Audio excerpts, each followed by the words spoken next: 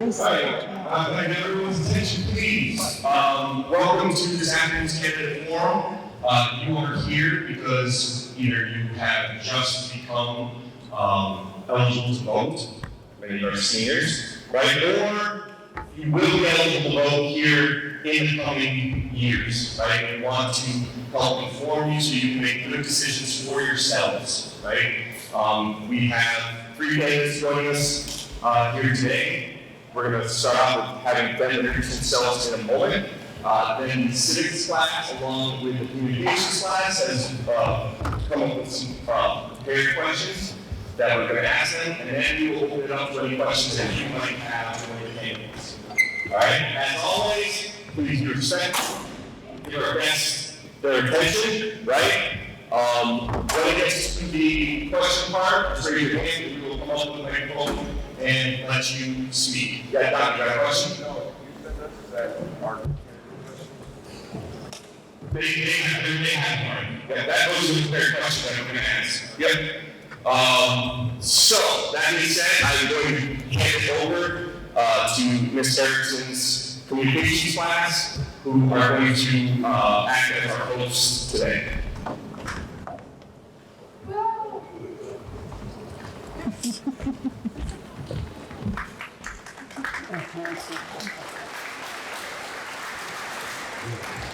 Alright, most of you know me. My name is Joseph Pocket, and I am arguably the main veteran of this amazing senior team right here.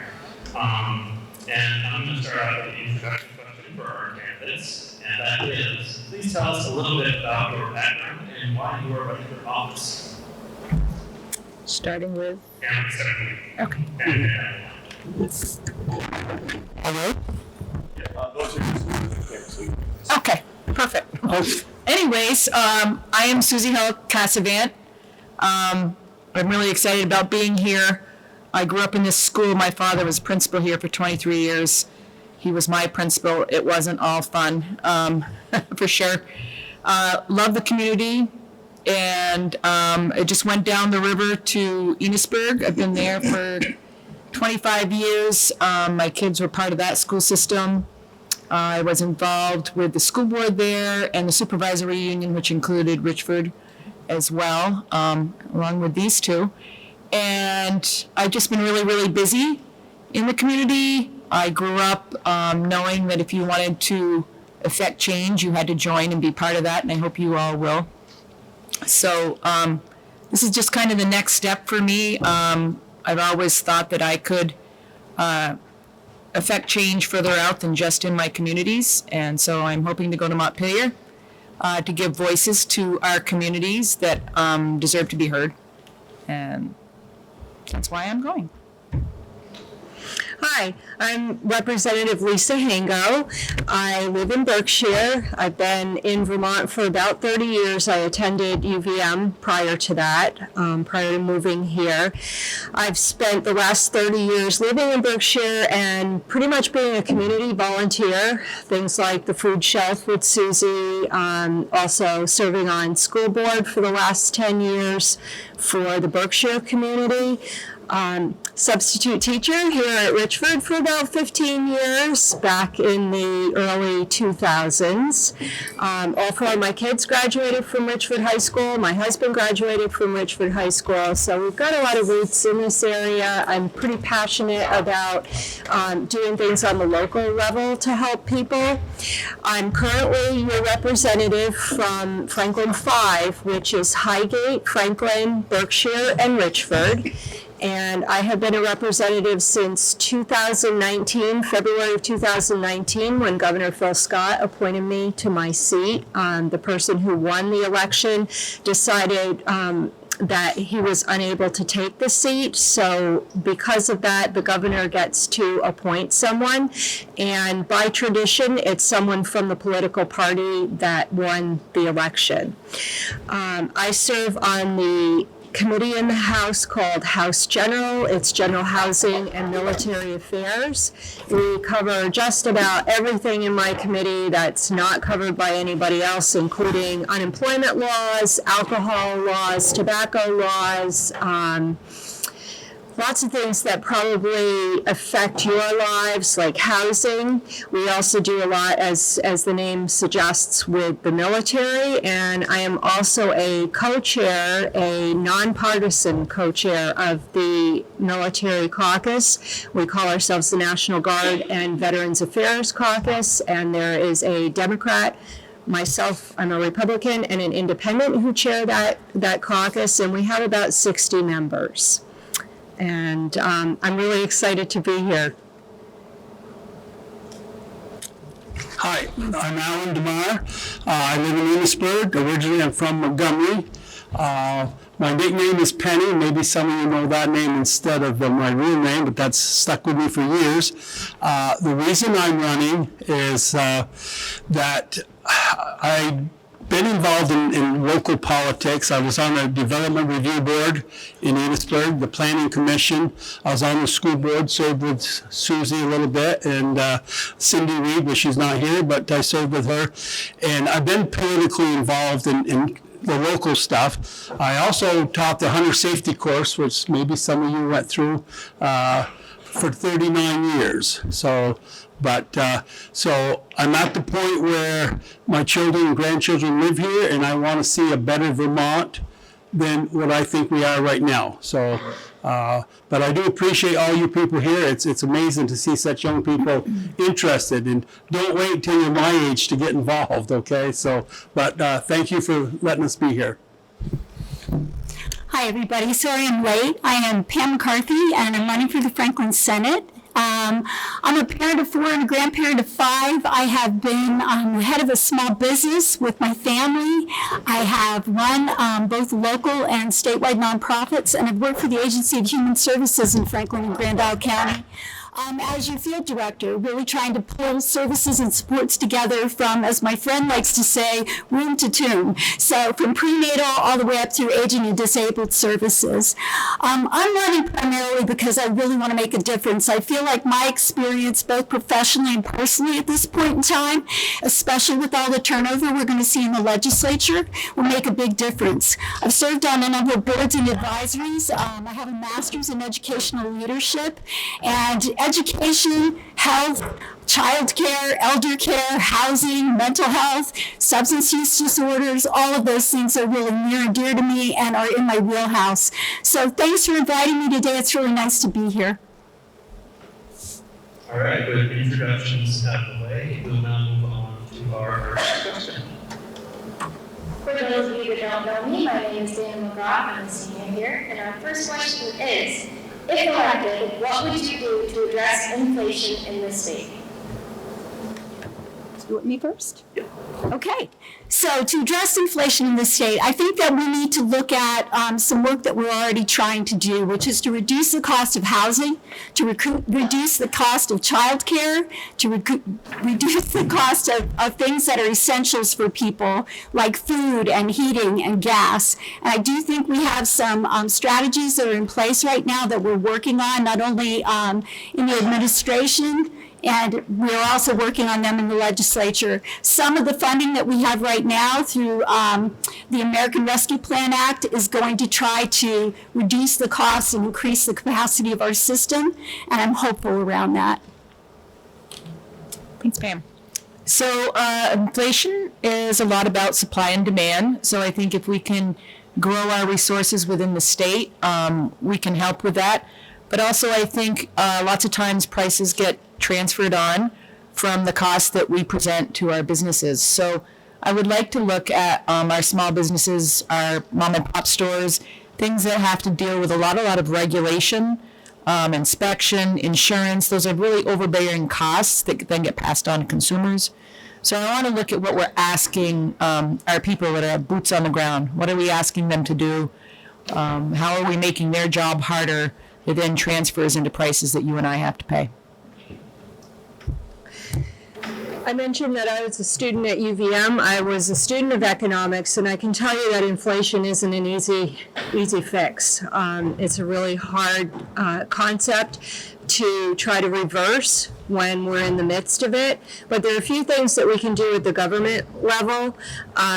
Most of it is about less government regulation, because with regulation comes taxes and fees. So we're really striving to reduce taxes and fees on people, particularly small businesses, individuals, farms.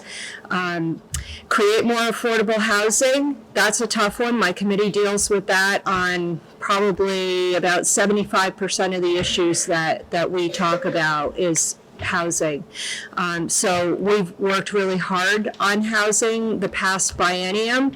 As of the end of next year, the state of Vermont will see about 2,000 new housing units for families and individuals to move into, and that's just the tip of the iceberg for what Vermont needs. So we're working really hard on that, but we've also put a lot of money into that.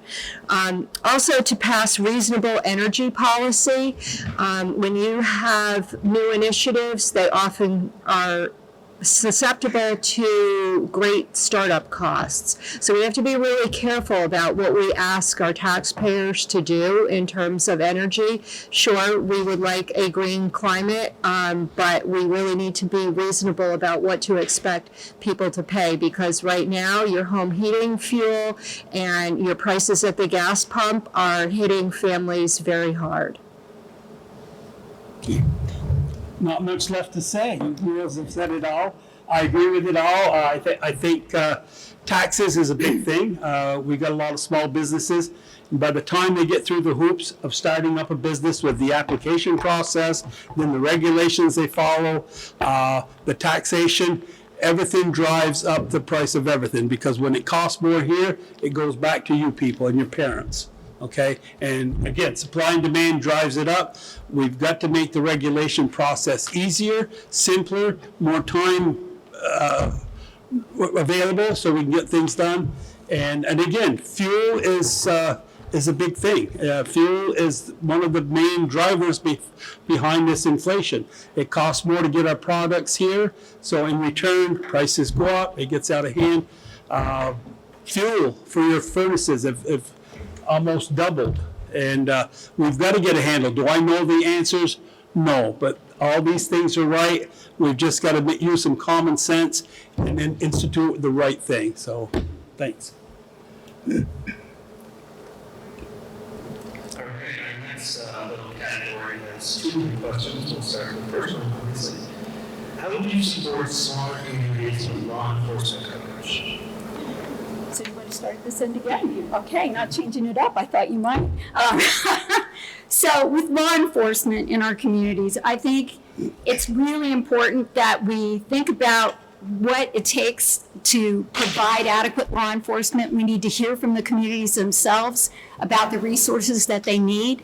I think we need to take a step to think about regionalizing our emergency services and our dispatch. And I think that we really, again, need to make sure that there's adequate coverage across all of the communities. I also think it might be time for us to explore how we're utilizing our sheriff's services within Franklin County and Alberg. And we'll have to see what kinds of change can be put forward to make sure, again, that communities are feeling like public safety is foremost and that we're taking care of everybody in ways that work for them and work for the community. So, big support for our law enforcement community. I have a brother who's a police officer, has been his whole life. A lot of federal service in my family. I think it's a big question. In fact, we're going to be talking to the Enosburg Select Board and trustees tomorrow night about quality of life issues in our communities. We're hoping to put together a town hall meeting on November 30th, and we're going to invite Richford to be there as well. Because I think part of the answer might be looking at, what can two communities afford versus one community? Can we look at exploring, a multiple community law enforcement service and provide the wages that these people deserve as they go out to protect us? What does it take to recruit you young people into a very noble workforce? It takes high ethics and good integrity, and you're serving people. It's a great thing. I think we need to look at getting our citizens involved. They can't do it alone.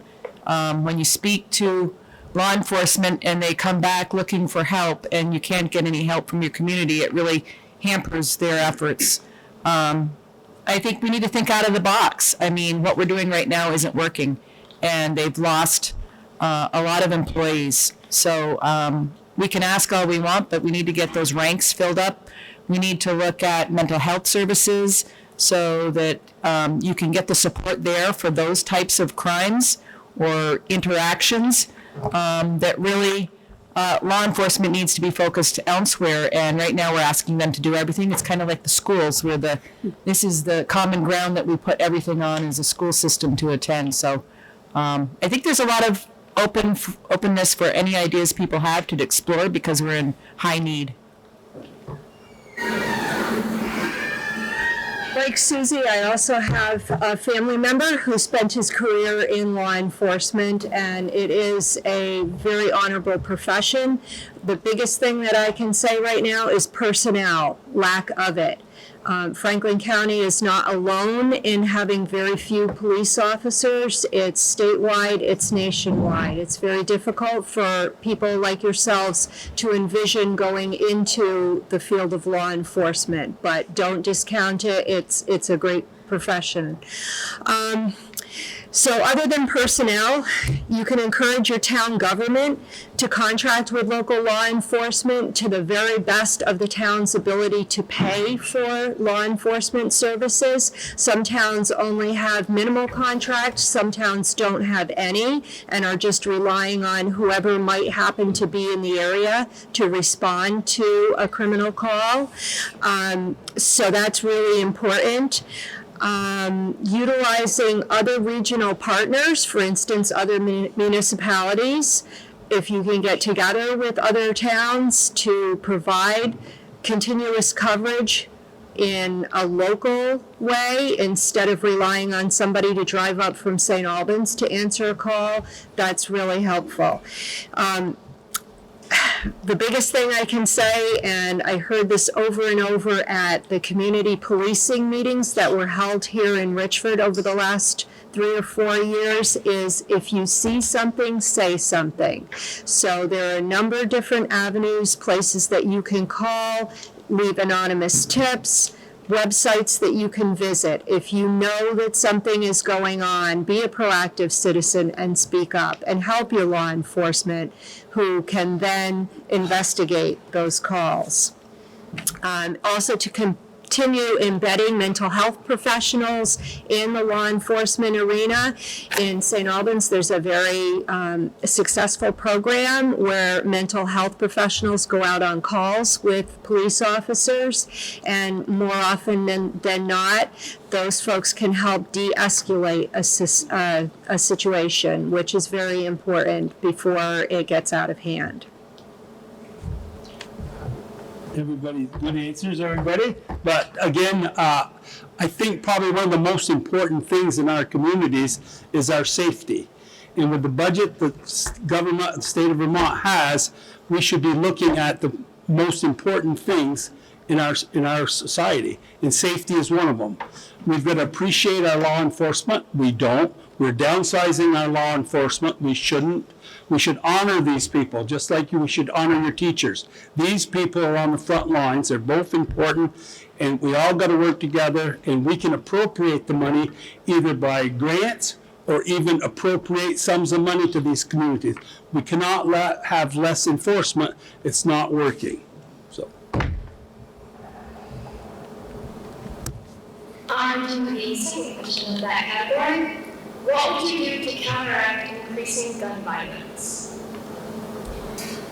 So when I think about gun violence, I also think about public safety, and I think about some of the measures that we've already taken here in Vermont to ensure that guns are in the hands of responsible gun owners, that we're honoring our culture that, again, is promoting responsible gun ownership, and that we are making sure that we are creating situations where if we're concerned about somebody either harming themselves or someone else, or if there are other issues going on, that we're securing guns for safety in homes. I think when you look at the statistics around domestic violence and school shootings, unfortunately, that there oftentimes are guns involved that were part of a household. And it's really important, I think, that we think about how, as communities and as households where we own guns, we're making sure that they are secure and that people are safe. So I'm going to kind of drill down on the gun violence piece. So I think what we're seeing in Vermont, we're a hunting state, and I don't think we're seeing a lot of what you see nationally. What I reflect when I watch the news and I see what's going on down in Burlington almost on a daily basis, what we're seeing in other places, there's a lot of robbery involved. There's a lot of addiction issues that are driving this. Addiction issues are driving the drug traffic trade. If nobody's buying, then they're not selling. But I think we have to first and foremost look at addiction. We need to address that issue. We need to enforce those who are trafficking drugs in our communities. We know who they are. And there's always a pathway. They're trying to get to the bigger people. Law enforcement needs that information to do what they need to do. But I think the gun violence in our state is, again, at the root of a drug issue, which needs to be addressed. And then I agree that, safety in the household, certainly how are we storing our guns? There's a lot of them around. Like I said, we're a hunting state. We have a lot of young people who are trained early on on how to safely handle a gun. Thank you, Penny. But, we all know those people who are just a little off. They've got issues going on. They shouldn't be around a firearm. You need to interact and make sure that when you see something like that, you do speak up, and that we're using the existing gun laws on background checks and whatnot to make sure that, they're in the hands of responsible young people and adults. Back in 2018, Governor Phil Scott signed some laws into effect that really helped promote gun safety in the state of Vermont. And I think we're in a pretty good place in terms of legislation.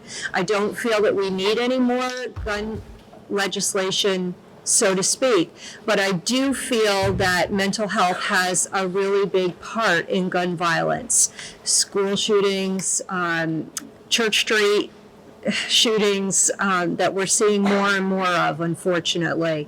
So again, people who know family members or friends who are struggling, say something. Talk to somebody about it if you have any concern at all for people. And I think this is where we can get to the root of the problem, because folks are struggling with addiction issues. They're struggling with mental health issues, particularly since the pandemic. You all know how hard it was on you. So it's really hard also on some adults who may be responsible for a family and just feel that despair that they need to strike out and do something about it. So I think that's a really important part. We need to certainly, and I think the next question is going to address that, beef up our mental health system for folks. Okay. It comes down to me, accountability. We do not hold our courts accountable. We do not hold our politicians accountable. We do not need any more gun laws. I will not vote for any new gun laws unless these laws, once they're enforced, it would do a proper good job. If it doesn't work, I would entertain new ones. But we've got to start holding people accountable. We've got to start holding parents accountable. Parents get a pass most of the times. They know sometimes their child is having issues. And we just read one the other day where a father helped his son buy a gun. No, we've got to address this. We've got to hold your counselors here at school accountable. If they see something that's disturbing, we've got to go to the people that can do something about it. Resources officers are great. I see one down here. We have a great one in Lewisburg. I wouldn't mind more, okay? They interact with you people. I would like to think they have a good reputation with you people. Education is a big part of it. Mental health is a big part. We've got to address mental health at an earlier age, and drugs.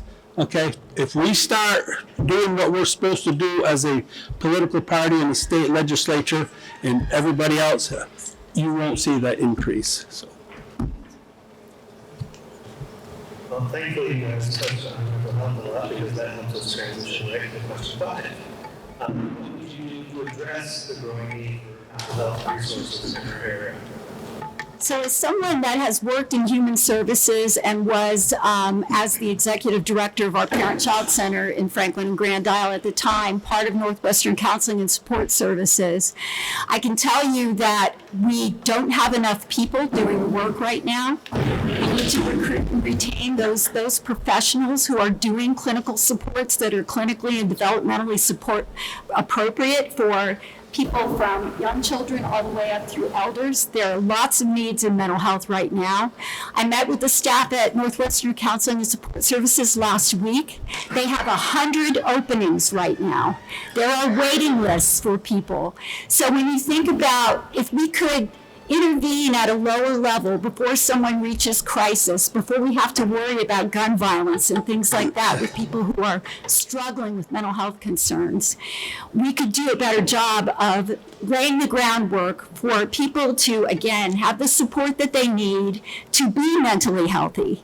I think it's really critical that we are able to think about how are we training and compensating those folks, because they're not making a living wage right now in our state, and we need to think about that. We need to think about how we are bringing them here when there isn't enough housing for that staff when they're moving in from away.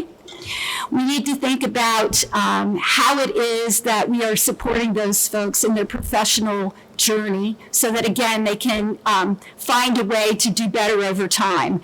My daughter-in-law also runs Vermont Counseling and Training in St. Albans. She's seen lots of young people like you and can't see everybody that needs to be seen. She's hiring more people there as well, but it's still not enough to meet the need.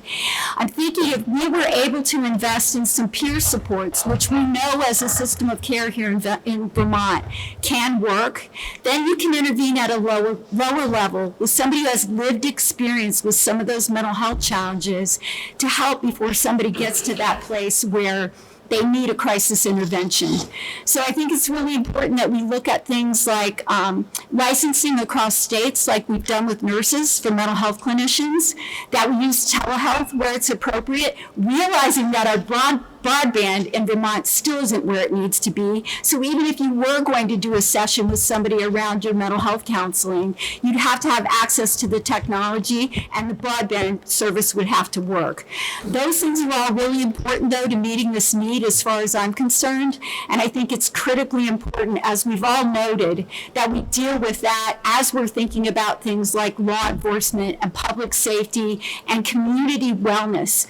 We have to figure out a way to give people hope and optimism and some way to reach their dreams in this state so that, again, they're not feeling depressed, they're not feeling overwhelmed, they're not needing the level of mental health supports that we're seeing right now, particularly after we've gone through these couple years of pandemic, which aren't over yet, as we can all tell. So I think, again, this is where we really need to make some significant investment, and we need to change the licensing regs and use what we have really wisely. Thanks. She covered a lot of areas. So I think I've come to the realization coming out of like this COVID lockdown and everything that we've gone through that it's affected us more than maybe I gave credit to it. I like being a homebody, getting things done, but I realize it's really been a challenge after leaving that type of a world. It's kind of set things off balance. And I think early intervention is one area where we can maybe catch things early before it has to get to full-blown services because, again, a lack of work enforcement around social services. There's 36% of the state budget is around human services, so I haven't dug into where all those monies go, but I would hope that a lot is allocated to early intervention. It's never going to alleviate the need for treatment, but I think with all things, addiction, mental health, early intervention can save a bigger price tag, a bigger problem, a bigger issue for our communities. It's tough because once things spiral, then you get to full-blown need. I think there used to be a peer-to-peer program at the Richford High School. I don't know if there is one here. I think that's helpful. kindness. Kindness is not the answer to mental health, but I think it's an ingredient to our quality of life, and that's something that every one of us can apply. Like I said, I don't know the answers to these things. Pam really has a world experience and a history there, but I would say early intervention and getting people into service type jobs, those aren't going to be taken over by a computer. When you're thinking of your career, and there's so many jobs that we've lost to outsourcing out of the country, new computer applications, these service jobs don't go away. They're always going to be needed, so consider that. So, like Susie said, personnel is the biggest thing on my list. We need more mental health professionals. Yesterday, the governor held a press conference and highlighted the, if you will, hot professions in Vermont, the jobs that are going to be there for the next X number of years that are going to be paying well. And mental health professionals was on that list. Please ask your guidance counselors if you can see a copy of that list. It's available on the internet. And think about your future. What kind of job do you want to do? Do you want to help somebody? Are you good with your hands? There are all kinds of jobs on that list, but they are jobs that we need local people to fill. And you are the future of our local employment. So until that time, until we get enough folks living and working locally in those fields, there is a pilot program of mobile mental health services that's going around in a van. I believe Burlington is using it right now. If we can get more of those units who can go from school to school or community to community, that's going to help us. Even if that person isn't here for a full day, you'll at least know the hours. Again, peers are really intuitive about each other. If you see something, say something to somebody who really knows where to go for help, because we're not expecting everybody to know where to go for help. But if you do see something, tell a trusted adult about it. And the earlier we help people, the better.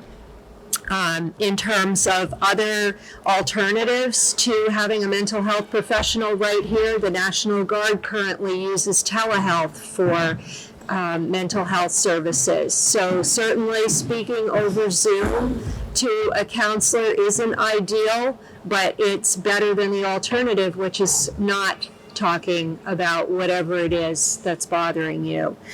In terms of the mental health professionals compact, like we do for nurses, we absolutely do need to see that nurses or mental health professionals who come from other states, like nurses, don't have to jump through 100 hoops to get a license here in Vermont, that it's reciprocal, that if they have a license in another state, we should honor that in the state of Vermont, and that's certainly something I would support. Again, mental health in our communities and everything, it comes down to, first of all, you have to identify it. We have to identify mental health issues. This starts with home, your parents. It starts with your school. It starts with your doctors. It talks with your clergies. It talks with your community. And we have to identify it sooner. We have the resources. The state of Vermont's got more resources. It's the idea of prioritizing them so you can get the help. But we got to start holding people accountable. I hear horror stories all the time where I called DCF, they didn't show up, or you're on the list 2 months from now.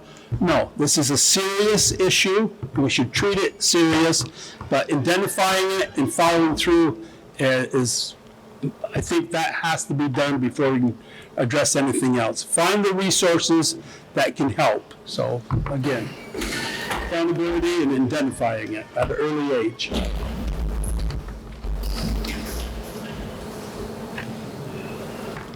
With an increasing amount of chain stores entering the area, how would you help locally owned small businesses?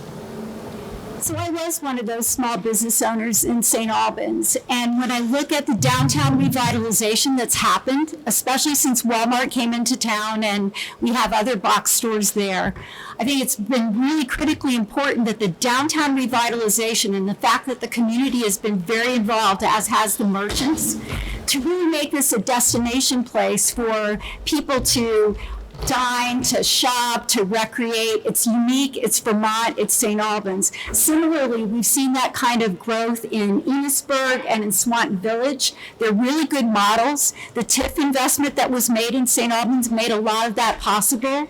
We also were doing a lot to be able to incentivize stores that came in, like in St. Albans where I live, the Hangry Donut Bar and the Bootlegger Bikes came in with support from the municipality with money that they had to be able to help them get off the ground. We need to be able to do those things, and we need to be able to market our small towns and our local businesses as the place to be, as the things to have, and really be able to draw on what it is we have in our local communities and the talents that are offered there, as well as the goods that we're able to sell. So I have a lot of hope for our local stores, and I think that there are some people that, really need the box stores nearby. If you have to travel all the way to Burlington in order to be able to get something at Best Buy or Costco or any of the other larger stores, that's a challenge, especially in these times when gas is expensive and not everybody even has transportation, right?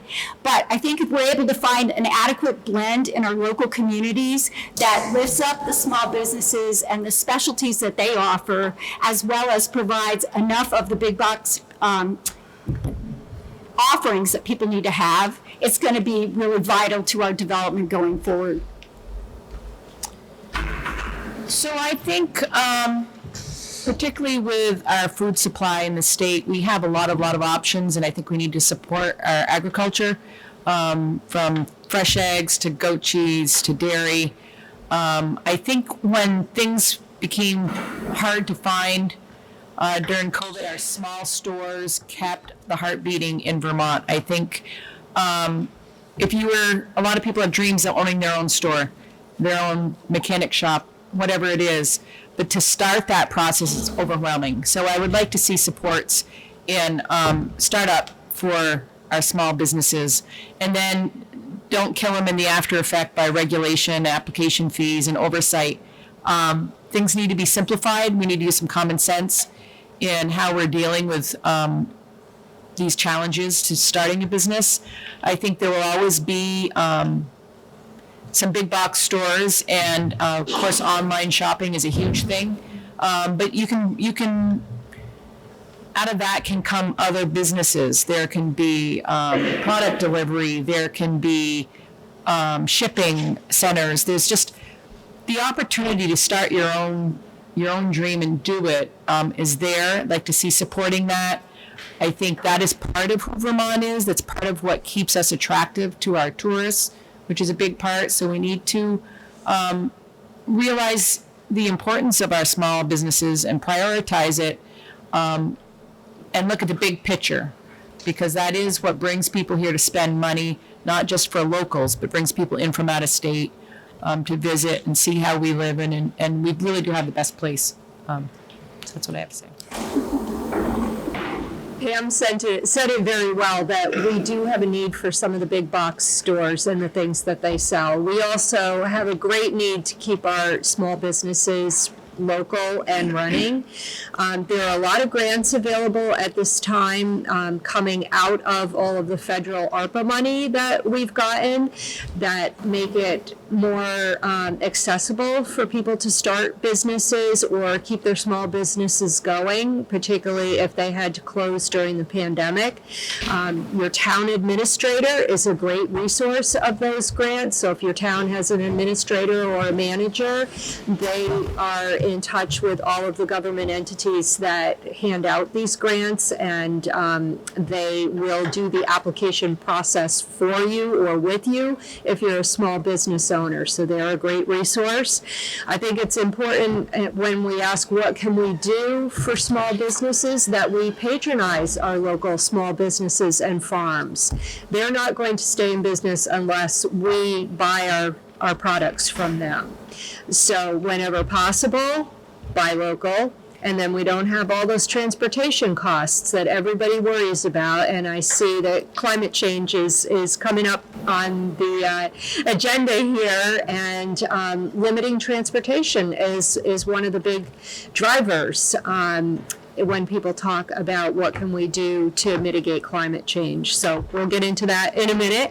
But I sit on the Tourism and the Rural Economic Development Caucuses, and we advocate for, through legislation, we advocate for less government interference and regulation in small businesses to allow those businesses to operate at an economically feasible level, because sometimes the fees and the regulations that are placed on small businesses just make it impossible for them to continue doing business. So that's a really important advocacy group within the State House, where we try to influence legislation to make it more business friendly, to make Vermont a more business friendly climate. Yes, I also had a small business, the Enosburg Meat Market, a few years ago, and had no idea what I was getting into. Before I could open up, I had to get a dairy product permit, which was a fee. I had to get a seafood permit, which was a fee. I had to get a cutting Western native beef. I had to get a license, a fee for that. So we make it hard for our small businesses. Okay, so let's cut some of those regulations. And the other thing we could do is we can give the small businesses a tax relief. Locally, we have local village and town taxes. They can do a little decrease in their taxes.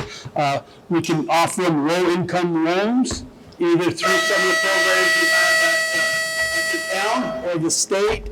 So, and we got to patronize these. These people that have these small businesses around, they're your relatives and families and friends. So, sometimes you say, well, it's cheaper at Costco's.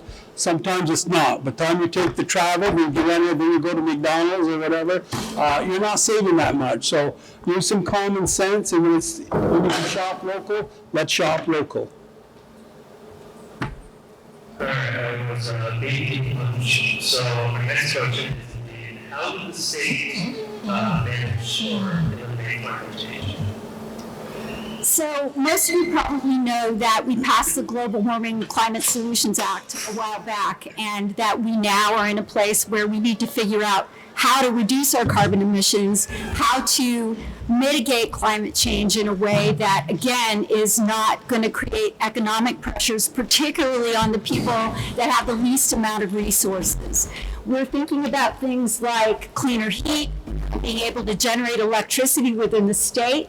We're thinking about cleaner electricity and how we go about generating that. That has to do with renewables as well. I had the opportunity to talk to some folks in Swanton the other day about the backup that we have in Swanton to the energy grid and how that works for us. Again, they're using hydro to make that happen. So thinking about the potential for hydrogen and other types of energy generation in addition to renewables like solar and wind is really important. Cleaner transportation, I think we've all talked about that a little bit in relation to traveling to get the stuff you need or go to the places you need to go. We need to really think about that. Yes, we're advancing electric transportation right now, but we don't have enough of the charging stations to be able to give people the confidence to get there. And the technology itself is still pretty expensive for most people. You can't get that many used cars right now either, which also would reduce the initial price for folks who are wanting to try that out. I think it's really important that we think about our public transportation options too, and how that might limit some of the climate impacts that we're seeing. That there's a lot of potential around that right now with some of the microtransit projects that we're doing. I think we're going to learn a lot from that. I had the opportunity last night to be with our conservation district folks around looking at how we're impacting the environment and our waterways in particular, and thinking again about what do we do to create sustainability, limit cost, and again, keep the quality that we're looking for here. All of these things play into climate change. Vermont does have a real opportunity, I think, to influence change for the United States if we play our cards right. And again, people like you are the ones who are going to be managing whatever we do few years for your own kids and your grandkids down the line. And I really want to see us make good choices so that we're setting the stage for a really healthy environment and not having the type of warming things that we're seeing. The weather's wonderful right now, but it does make you wonder, why is it that way when we're almost to November, right? We have to worry about our maple industry. We have to worry about our agriculture. We have to worry about all of the things economically that climate change impacts and your quality of life going forward. So I think whatever we do next has elements of all of these things, and it's really great to know that you're listening today, you're thinking about, who you and your parents are going to vote for, that hopefully is going to move some of this legislation forward so that, again, we're prepared for the future. So I don't know about you, but it's pretty overwhelming. It's pretty alarming. As a young person, you look forward to the long life ahead of you and, hopes of raising a family and having children. I'm sure it's very kind of discouraging to listening to the news about our climate change and environment. And it is happening. It's true. But I would say research with all things, when people come out with clean energy options, there's always alarmist. It's going to cost you this. It's going to cost you that. It's amazing when you really look into some things. Do the deep dig. Some of these things are more affordable than you think. They're going to save you more money than you think. There might be an initial investment. But look at the whole picture. As you're looking at these options, I think we need to invest in research and the infrastructure for a lot of systemic changes that need to take place to really affect our climate change in a bigger way. And we need to ask those to step up to the plate who contributed a lot to the situation we're in. It doesn't. We can't afford to pay for these things necessarily off our paychecks. So. I think the heavy lift needs to be for those who brought us to where we are now, the big corporate companies that really maybe worked with the best information they had at the time, but we know a lot more now. I think at the same time that we're asking for that, every little bit that we do individually does help, and it helps our mental health to know that we're doing as much as we can do. We can't throw up our hands and say it's beyond us, we can't do it, because it's going to take everybody to change the course on this. So in terms of climate change, we've passed plenty of laws since about 2015 regarding climate change and ways to mitigate it. For instance, we have the Climate Council, we have the Clean Water Board. Those are two big entities in Vermont that pretty much rule any development that happens in Vermont or any changes that you see in the Vermont landscape. Changes to forest land, to farmland, to developing homes, things like that are important to Vermonters. One thing I see as an issue with those types of boards that are created with legislation is that unfortunately some of them, the authority is handed off to unelected officials, so we who are elected don't get to make the rules anymore. We create a board, and those boards are the people who make the rules. And sometimes they're not entirely informed about all the things that we took testimony on for hours and hours and hours in the House and Senate. And sometimes they get a little over enthusiastic and want to pass sweeping or implement sweeping rules. And I think that's where we need to have a little caution. Yes, climate change is a very scary thing, and it is a concern to a lot of people, to most people, I would venture to say. But sweeping change, we need to use common sense before we implement really drastic measures that could affect people right in the pocketbook. And that's what some of these initiatives are going to do. Unfortunately, we have this great initiative, this great program helping people buy electric vehicles, but I was contacted by a local electric utility a few weeks ago who really wants to set up a meeting with me, which we're going to have next week, to discuss the fact that they are going to raise their electric rates 10 to 15% for next year. That's a lot of money out of people's paychecks. I'm very concerned about that. So certainly I will listen to what they had to say, because with the implementation of more electric vehicles, more electric appliances in our homes, particularly in this far a northern climate, they're not very efficient. They don't work very efficiently. They have to work overtime to heat our homes. I'm really concerned that those costs are going to get handed down to the consumer, who is the taxpayer. So in that respect, I'm looking out for the interest of people, working people in Vermont, who may not be able to afford some of these sweeping initiatives. We've all heard about the electric grid. There are tremendous challenges already on the electric grid. During the summer, we were warned, even here in northern Vermont, where hardly anybody has air conditioning, we were warned not to use air conditioners during certain hours of the day or run dishwashers. That to me is very concerning.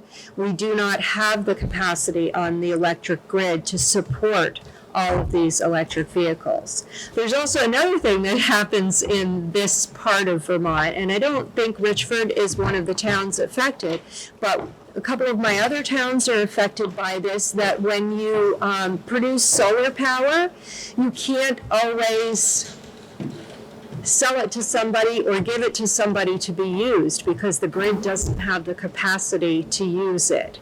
So that's another disturbing thing. Yes, you want to do something really great by installing solar panels, but your electricity has nowhere to go.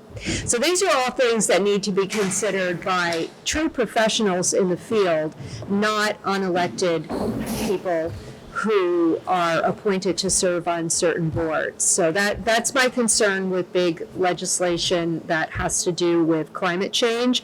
I think we've passed enough, and I think we need to catch up to the legislation that we've already passed and try to make that work efficiently for us.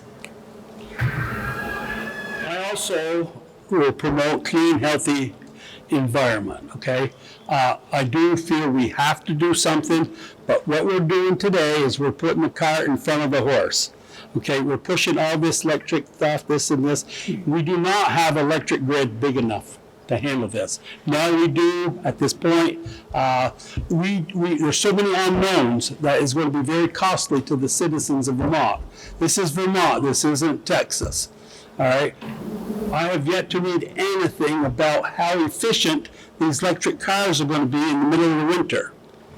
Okay, I read an article the other day, the Hurricane Ian, I guess it was in Florida, how many cars could not get out of the state of Florida or the area that were impacted it because the grid was down. The first thing that happened during the hurricane is the electric grid went down. So what do? Okay, you've got charging stations around the area. They're being used. Some people say it's 20 minutes per a small charge, up to 17 hours for a full charge. Okay, 17 hours. If you're a working man traveling to Burlington, it's not going to charge enough. So what I suggest, or what I'd like to see them continue working at it to make it feasible and affordable. And we had hybrids cars. We don't hear too much about them. They were gas and electric. You run the gas, energizes the battery. When the battery goes down, the gas takes over. We can get to this point, but we can't break the bank by demanding what we do without knowing the unintended consequences. So. Do you support Prop 5, which would amend Vermont's constitution to ensure reproductive liberty in children? I absolutely do support Prop 5, also known as Article 22, that will amend our Constitution. As a woman, as a parent, as a grandparent, I have a daughter and I have 2 granddaughters. And I never thought I would see the time in our history where this right that was given nearly 50 years ago would not be available to my child or to my grandchildren. I think it's critically important that this choice be between the individual who is choosing to have a child or not and their medical professional. I don't think the government should be involved. Again, when you look at this amendment and you see what's happened, laws can be changed.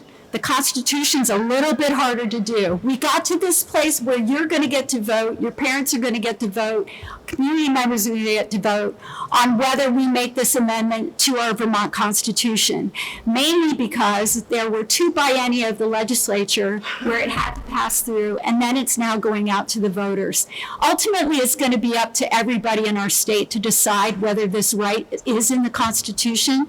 It's basically going to codify the law that we have currently, and I think it's really important, especially when we think about the history in Vermont of eugenics for people who are people of color and people with disabilities, that they have the right to make choices around, everybody has the right to make the choices around contraception, around childbearing, and around whether or not sterilization is going to happen in any instance for that particular individual.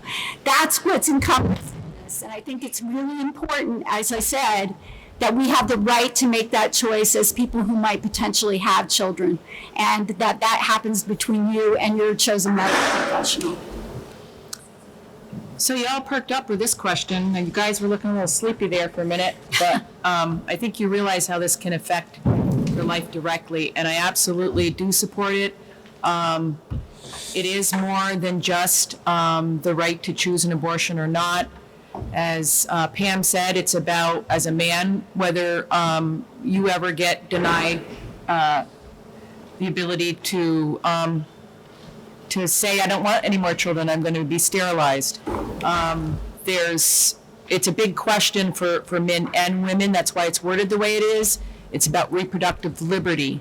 It needs to be a conversation on the abortion end with a woman and her doctor, not politics, not a politician. And I'm going to just dive into a little bit of probably what you're hearing in your families around religious beliefs. I had this question today, and my understanding is we came to America to escape religious prosecution, to have the freedom to pursue our religion, whatever that is. So to create a law that is follows the doctrines of one religion, prosecutes someone who may be an atheist or who may have other beliefs, and that is not who we are about here. So the religious piece needs to be pulled out of the legislative piece. We each have our own faith or don't, and we deal with that very internally. It's a very personal question. So that should not dictate somebody else's decision about what they make in their reproductive life. So I absolutely do support it. And those of you who are voting, it's going to be up to you. It's up to all of us in our vote. It doesn't change anything for Vermont right now, but it does make it more difficult to overturn. If federally the government gets it together to want to dive deeper into your personal decisions, it does make it harder for that to change. So I hope that what you do utilize your vote, and I hope you support this so that it becomes an individual decision, your decision, not somebody else's. So I'm going to take a little bit different stance than the two ladies to my left. I do not support this amendment. I already voted against it in the House when it was on the House floor, when it was in my hands. And that vote passed, regardless of how I voted. So it is now in the hands of you, the voters, and your family and friends who are voting. The reason I voted against it, aside from my personal reason, which is a lifelong religious following, a religious view, the reason I voted against it in the House is because I don't believe that we need a constitutional amendment. And the reason for that is Vermont already has the most liberal reproductive liberty laws in the nation. Vermont is the place where it is enshrined in statute, in our laws, that a woman has a right to an abortion at any time. This is a very difficult law to repeal, So I don't see it being repealed anytime soon. It would take the voters of the state of Vermont speaking to their lawmakers, their legislators, to try to put forth a new law that repeals the old one. I don't see that happening at all in Vermont. I think if that's your decision, then you're safe in Vermont. So I don't see the need for a constitutional amendment, particularly this constitutional amendment, because it's very broadly worded, and even the folks who wrote this amendment have said, we're not really sure specifically what it pertains to, but we are going to let the court decide. And here is another case of lawmakers handing over their responsibility that you elected us to do to a different entity, this time to the judicial branch of government. So courts are going to decide on a case-by-case basis if this amendment passes, whether A, a woman could have an abortion in a certain situation, or B, a man could potentially say, I don't want that baby gotten rid of, I want to keep that baby, and therefore the woman might be forced by the court to keep the child if she didn't want to. So there are a lot of implications besides the term liberty, reproductive liberty in this amendment, and that's the reason why I object to it becoming a constitutional amendment. I also voted no when I made out my ballot, but I voted for me first, okay, to get that clear. But I did vote no on this article. I appreciate and I believe that all human beings have their rights, and I respect that. We all, as individuals, have our rights. Man, woman, doesn't matter. I voted no because I didn't believe that we should fool around with our Vermont Constitution. I don't think it was necessary. Like Lisa said, we have the toughest law in the country on these liberal laws. So I didn't want to fool with the Constitution. Also, I struggled with this personally because I believe in individual rights, but I believe that life is important. And when I discuss this, what you do is your business, is your parents, your family, your clergy, your doctor, I appreciate. But once the term of 21, 24 weeks is there, I value that life. And unless it's a medical reasoning, then I am against the late-term abortions. And the people that are for this say, oh, it never happened, nobody ever did this, there's rules and regulations for this. If it happens once, okay, and they must think it's going to happen once or twice, or else they wouldn't need the law in the first place. So I am against late-term abortions, and I would hope you guys read the bill entirely, not just that paragraph that's on the ballot. Read the bill, and then I hope you all come with a good common sense and vote your conscience, yes or no. So that's about it. All right, next question is, how should Vermont as a state address various forms of discrimination such as racism or homophobia and stuff like that? So I really believe that our strength as our brave little state is in our diversity. I've done a lot of work around belonging and equity and inclusion as the head of Vermont Family Network, where we serve families of kids with disabilities and special health needs.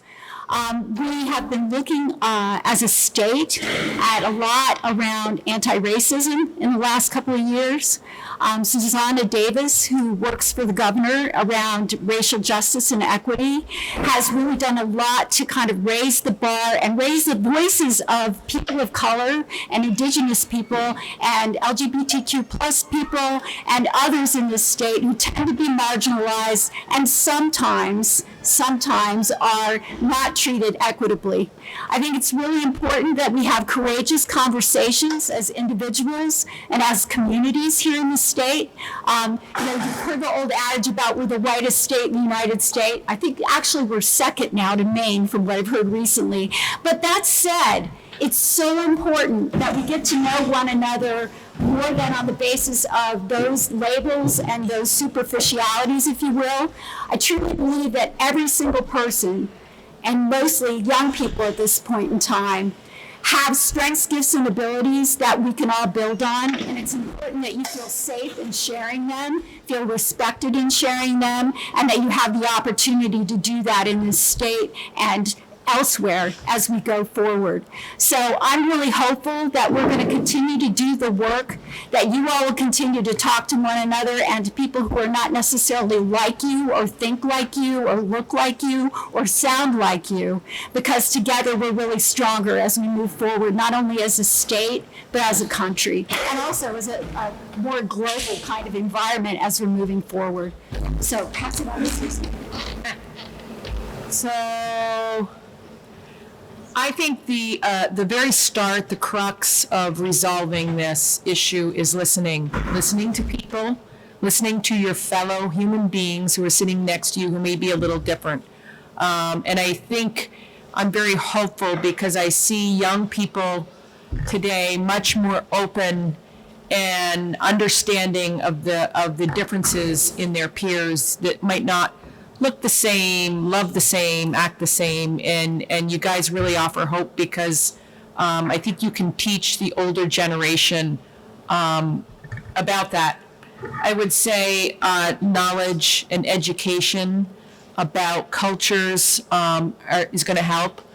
There was a time when Vermont was the leader in same-sex marriages, and there were signs all over the state that said, "Take back Vermont." Vermont is proud about individualism and privacy. I've always said, as a Vermonter, we don't want to know what goes on next door because it's not our business. And I think that's a good thing that we let each person be their own person. And I think the answer to the question about racism and equality is really going to be you people. I think you are going to bring it around. I see it every day. There was scuttlebutt on Facebook around Richford having a queen reading at the summer program, and it caused a lot of conversation. And I was sitting at the bar at the Legion, and a lady said, "What do you think about this? Would I get to read?" I said, "I'm sure you'd get to read too." But it's an adult problem. Those kids were listening to a great story. They weren't having any problem. And if it teaches a little bit more kindness about how you treat each other, how can that be wrong? We just need more kindness and understanding, and I think we need to listen. And again, I think this is totally in your hands to bring about change for Vermont. You're going to teach us how to do it. So in my time in the legislature, the governor did appoint the new position of the Director of Racial Equality, which is Susanna Davis, and she has been instrumental in instilling in all state agencies, government agencies, nonprofits, that everyone has diversity, equity, and inclusion in their mission or vision statement, and it's something that all of these agencies are striving towards. Most employees these days are receiving trainings in DEI, and it is helping people work with each other more so that they're not looking at what does this person look like, but what is this person capable of? How can we help each other achieve a common goal? And it's my hope, based on young people like yourselves who are in the midst of this now, learning to cooperate with each other in different ways, that when you're out in the workforce, this won't be an issue anymore. That it's going to be, what can you contribute to this company, or what can you contribute to this agency? Not, what do you look like, or where have you been in your life, but your collective experiences getting to know each other and working together are going to make America a better place to be living in. And it will, I hope, erase some of the divisiveness that we're seeing over these issues, because right now these feelings are very raw. Since the Black Lives Matters movement, people have been less than civil with each other, and I think the hope lies with you young people that this is going to change, and it should be a non-issue in our life that people look differently from each other or act differently from each other. It's how you can collectively work together. I do believe you guys have a big role in how this turns out. Okay, you guys are living it daily. You're going to school with a lot of different adversities and things, so you are a start. But we also, our school systems have been told we have to do this, we have to do this, we have to do this. Well, I know a lot of teachers, okay? I've got 3 children that teach and a daughter-in-law that teaches, okay? They all tell me, I don't teach to color. I teach students. I teach people. And if we all started instilling that and accepting everybody for who they are and what they are, then that's going to be the biggest start of us getting a handle on this racism and non-equality. So we're all equal. We're all going to believe that. And it does start with you younger folks. So you've got a big job ahead of you. So thank you. This is our last question before we open it up to audience questions. How can we change government for the better? That's not a small question.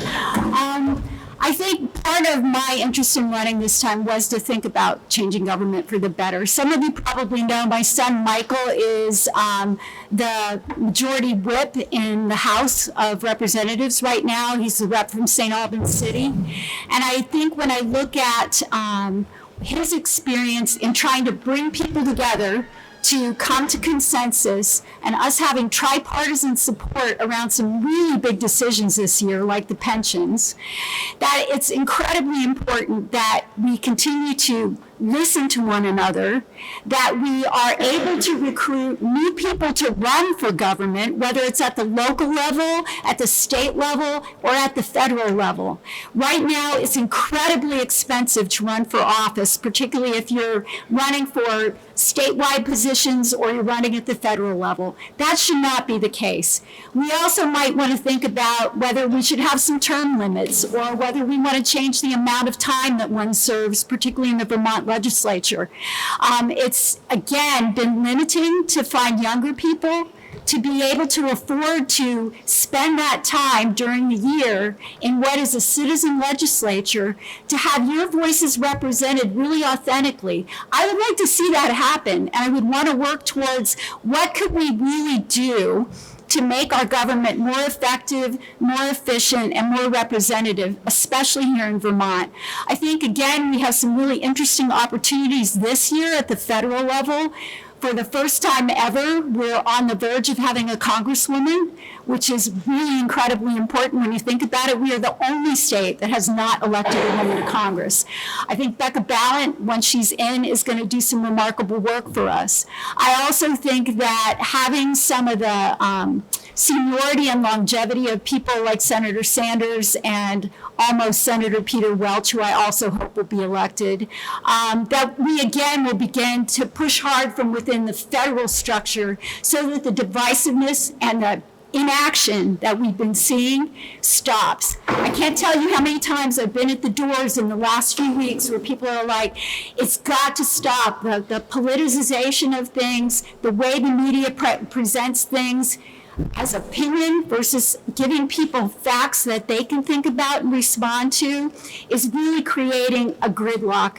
And you guys deserve better. Your future relies on some of the choices that are made now and who represents you in government. I would like to see that get better. I'm going to do what I can to make that happen, whether or not I'm elected as your senator. My answer is less government. I think simplify, streamline, take Montpelier to focus on some big overreaching issues and push the rest back down. I feel like our local folks aren't always given the credit of what they know about their community, what they need, what they think their families need. The further things are pushed up, the more the disconnect. When something's decided at a higher level, the effect that it happens on the pocketbooks of the people on the ground are desensitized, so they don't always see what they're doing to you folks.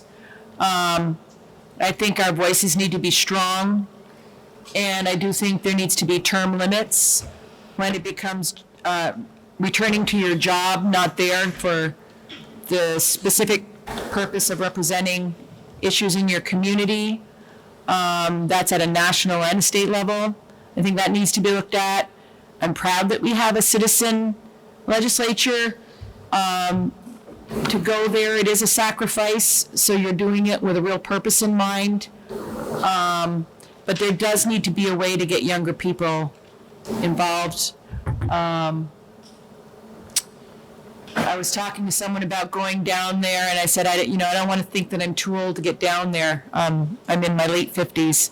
And they said, no, you're part of the younger crowd. I'm like, what? They said, no, you'd still be part of the younger crowd. That's silly. So I hope some of you think about this, getting involved, and it takes working in your community as a start, getting your feet wet, joining committee. I don't know if there's a youth position on your school board. There is in Enosburg. Make sure that you get involved where you can. Take the reins in your hands. People will be glad to step behind you and have you lead them somewhere. So. The thing that I'm hoping about changing government for the better is that we're able to promote cooperation, civility, kindness with each other, regardless of political party or persuasion. That, to me, is the biggest thing to get the job done, is to be able to work with each other. The other thing is to try very hard not to grow government by adding new taxes, new fees, new regulations. That's really important to me. We already have enough impediments to being able to do business in the state of Vermont, and our cost of living is very high, so we need to do things to make that easier for people, not harder. And something you can help with is doing your research on the candidates, statewide, for Congress, whoever you're voting for, and vote responsibly. And like Susie said, I encourage all of you to think about public service, whether it's something small to start out with, like working for your local thrift shop or food shelf, or volunteering on a candidate's campaign, or joining a committee in your town, like the Recreation Committee is always happy, I think, to have youth members. If your school board has a youth seat, that's a really great place to start. That was my start in politics. So all of those things together perhaps can help us to work better together, regardless of what our political ideology is to start with. And hopefully that will help government service be viewed as a more enjoyable or desirable job to have. I guess I would encourage you folks, and again, to change government, we have to change government. Our government right now is so decisive. I mean, if you're a Democrat, you're a Democrat. If you're a Republican, you're a Democrat. This group can't come up with a good idea. This group can't come up. Okay, we've got to get rid of that. We should be voting for the person, okay? Vote for the person that you feel that you have confidence in. Less government would be better. There's nothing in your everyday life, or your parents for sure, that the government's not involved in, okay? We're not babies. We can make decisions in our lives. You got to be held accountable, but less government, terms would be one of them. We just talked about some of the people in there. Mr. Sanders has been there for years. Mr. Leahy's been there for years. These people, they're not going to vote for terms. It's not going to happen, okay? they're not going to take their own job away from them after 8 years or 12 years. Okay, so if we can get people in there that's for the people and not a party, that's going to be a good thing. So.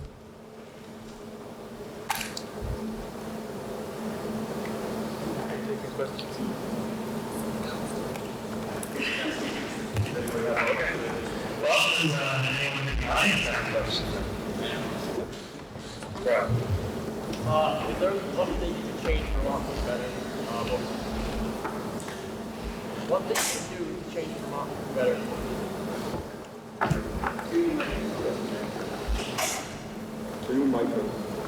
John, if there's one thing you could do to change Vermont for the better, what would you do? Take politics out of politics.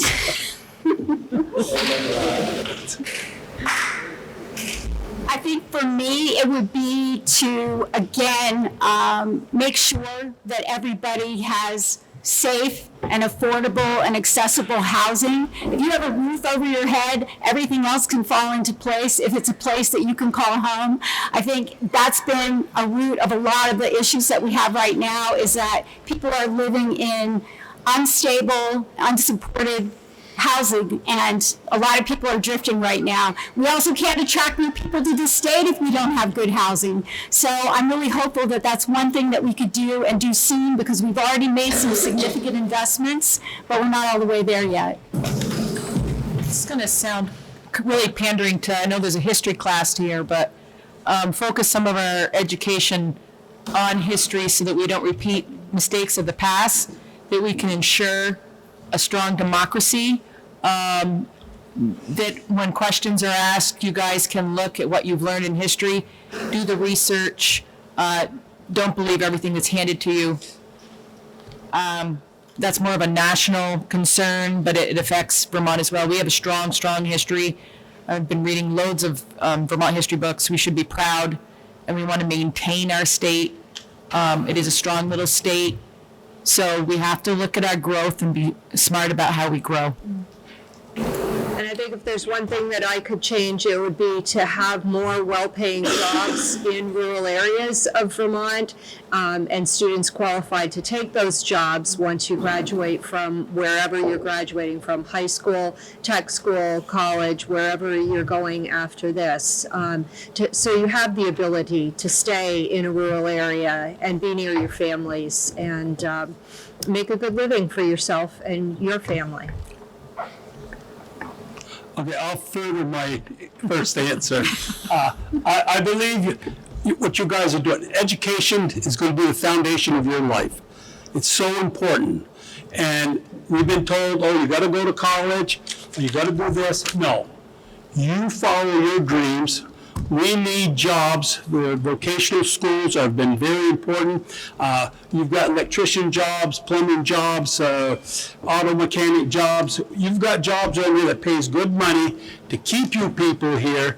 And our state's only going to be better if you people make it better. So education is the biggest start. So.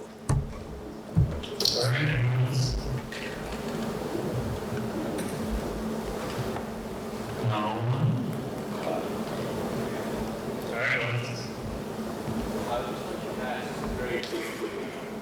What are your thoughts on homophobia and transphobia in the state?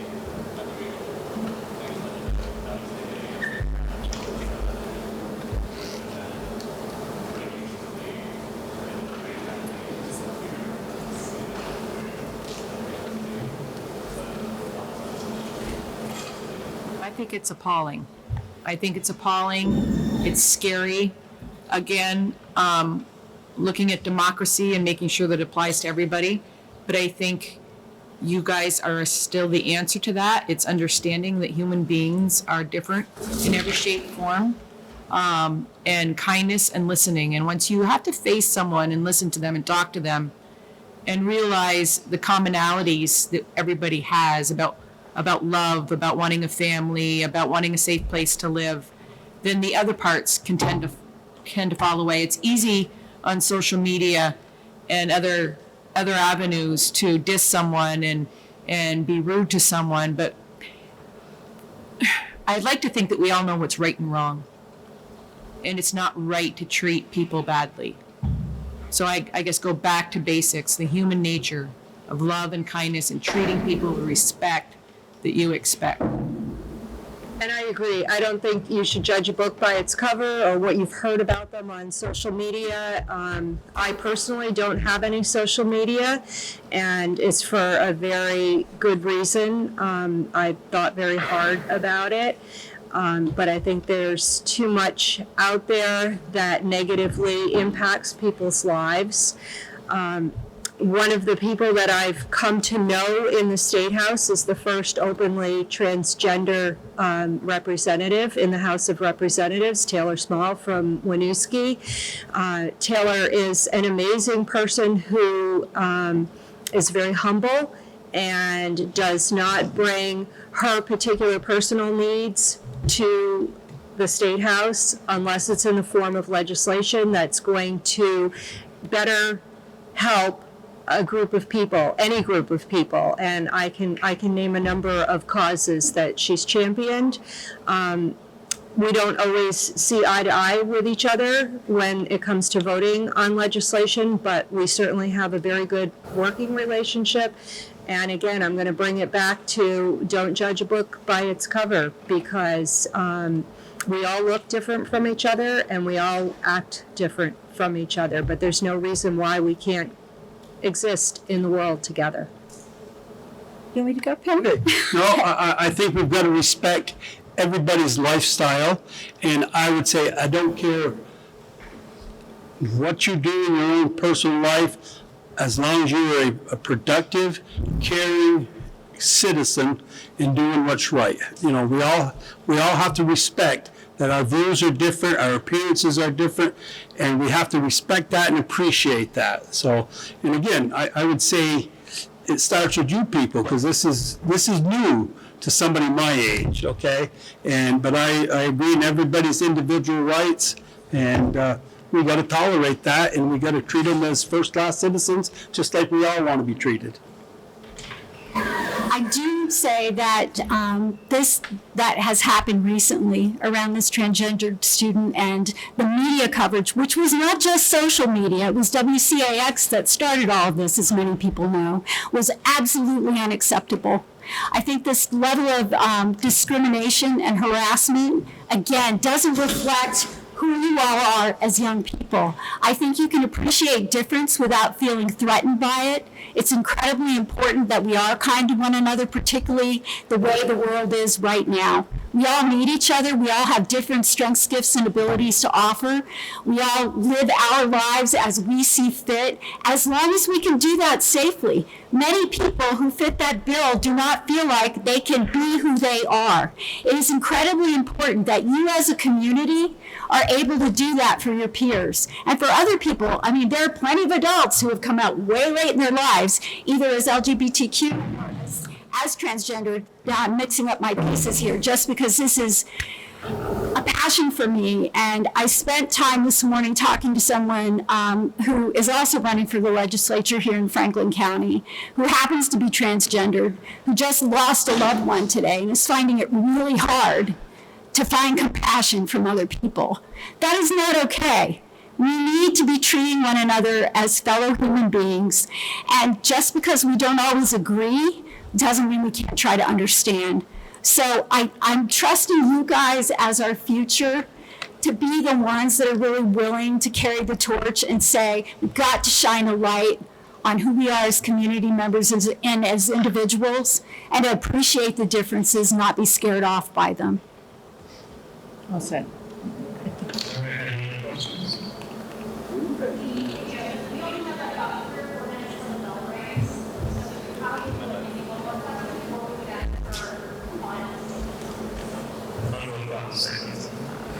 All right, our final statement question rather. Do you have anything else you would like us to know about what you're going to do for us if you're elected? If you keep it short, we have a lot of our Yep, absolutely short and sweet. I really care about the future. I care about building on the past, and I care about you all.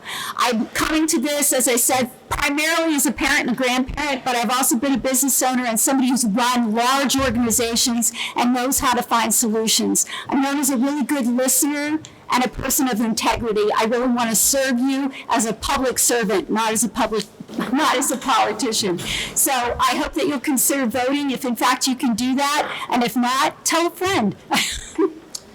So short and sweet, I can be stubborn for you, I can be loud for you, I can be persistent for you. I've shown that in my community. I can work hard for you. And lastly, approachable. I do have social media, website, whatnot. I want you to ask me your question when we're done. We got 2 minutes. So please reach out and ask me your question so you can get an answer. If you know anybody who lives in Richford, Berkshire, Franklin, or Highgate, please ask them if they've voted for me, why they voted for me, why they will continue to vote for me. I feel like I am very approachable, even without social media. I answer every phone call I get and every email I get. I'm pretty easy to reach. And I will get back to you. If I don't know the answer, I will find out who does, and I'll connect you with that person. I do feel very passionate about the communities that I represent. I actually advocated in the last redistricting effort to keep all 4 of my communities, which I share with another representative who isn't here today, but I did not want to lose any of them because they're all really special to me. So please talk to your town officials and people who live in the town and ask them how they think I'm doing. I guess what I would ask is, I guess probably my best advertisement, I've been well known around Montgomery, Enosburg, Richford. Check with your friends, check with your neighbors, and talk to them about who I am and why I should be down there. And I appreciate you guys. Listen, great class, you've been excellent, so thank you very much.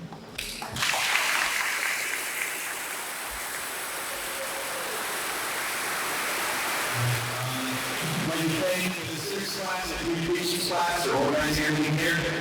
We will discuss the seniors first, so you guys don't have